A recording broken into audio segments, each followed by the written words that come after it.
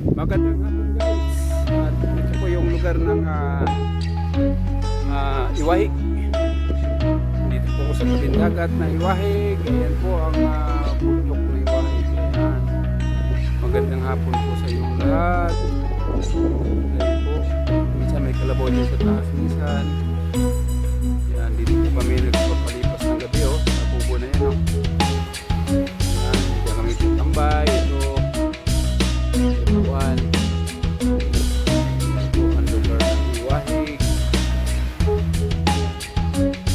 Ayan daming baka dun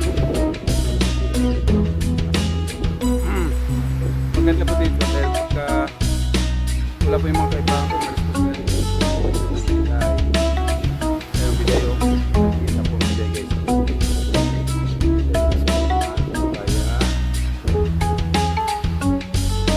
ayan po ang biday.